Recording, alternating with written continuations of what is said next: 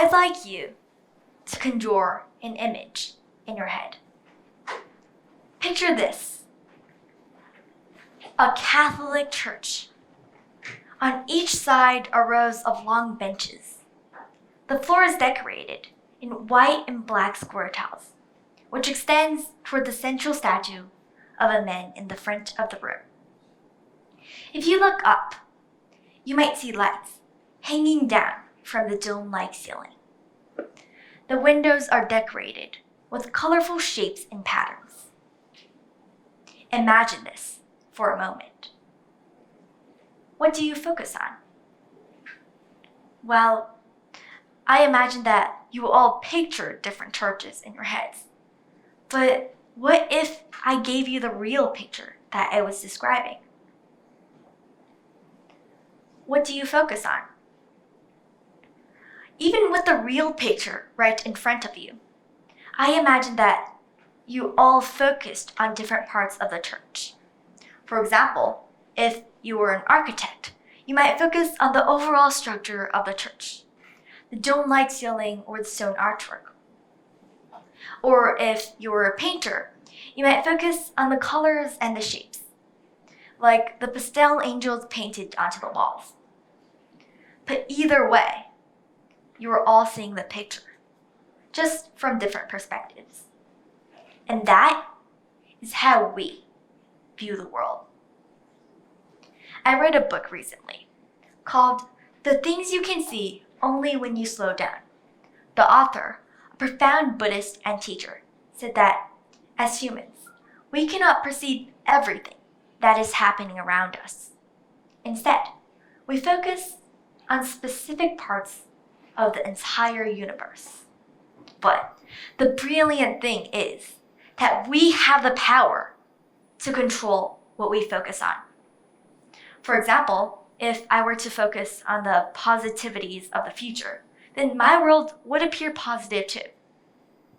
I can relate to this sentiment incredibly well with two stories. The first is about a gymnastics camp.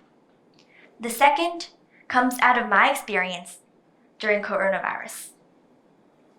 I used to be extremely fond of gymnastics as a second grader. And to fulfill my dreams of becoming the next Simone Biles, I decided to go to this special summer camp dedicated to gymnastics. But as soon as we moved into the activities, I made a wrong movement, and the counselor informed everyone how my movement was wrong and how they should not copy it. Actually, when I think about it now, she was just trying to help me and the other students by pointing out my mistake. However, because of my attitude, I thought that she was just bashing me. So I also ended up hitting the entire camp.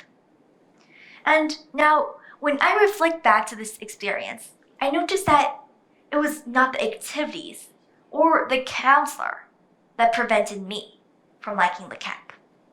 Instead, it was my attitude that dictated my experience. Now, with this in mind, we're going to do a little activity. I'd like you to make a list of adjectives or words that describes COVID in your head.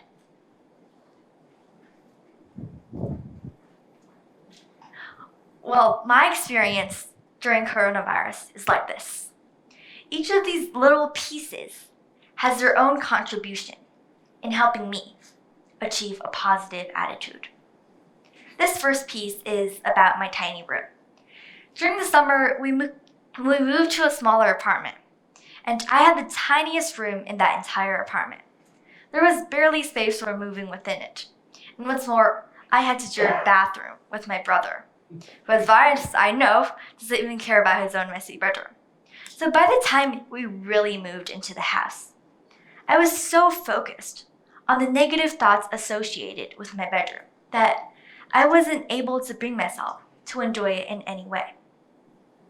But during the pandemic, I had the time to decorate my bedroom and the effort to look outside the window, and I noticed a magnificent view that I've never acknowledged before. So as my attitude shifted towards positivity, I started to enjoy and even love my new area. The second piece is about my brother's compliment. There is this funny thing about our family relationship, where my brother always praises mom and says things like, "You're the smartest mom, you're the prettiest mom in the entire universe."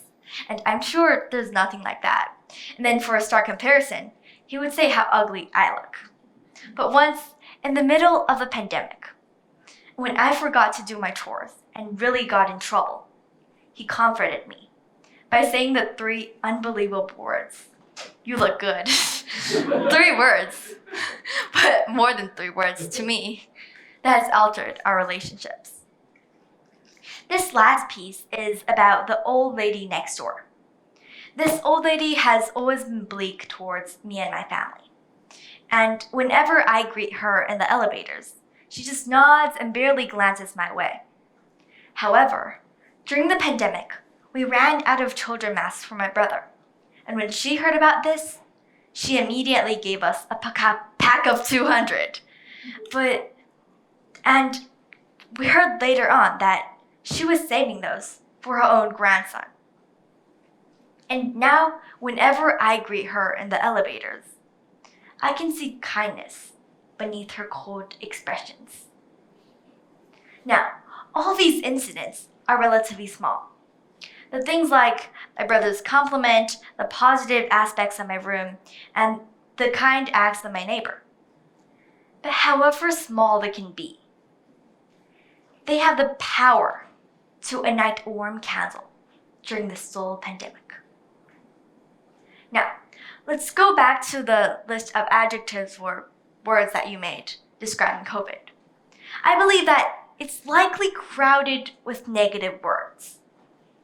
However, if you think about it carefully, are there just anything that COVID has taught us? Well, you might ask me why. Why is having a positive attitude important? Well, having a positive attitude is not ignoring the negative thoughts. Instead, it is to observe them, and through which notice something more. And studies have also shown that people with a positive attitude live 11 to 15% longer of a lifespan than those who have negative thinking. And let's again go back to the COVID question again. And if your attitude has shifted between those 2 questions, before the experience and after the experience, then your hormones has changed. Well, no, that's not the exact word for it. What I mean right here is that our hormones generate emotions, and they attach to receptor sites, and that receptor site is affected for 6 seconds.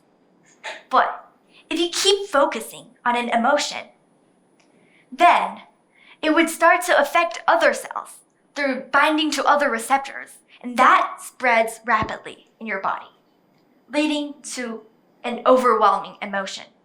However, you are able to avoid that. As Charles R. Swindoll once said, life is 10% what happens to you, and 90% how you perceive it. A person's lifetime is not long. A person's lifetime is not always pleasant. But the thing is that we are still fortunate enough to be living.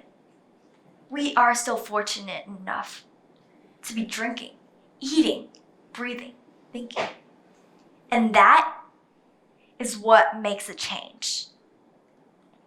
Start noticing the positives of an annoying thing.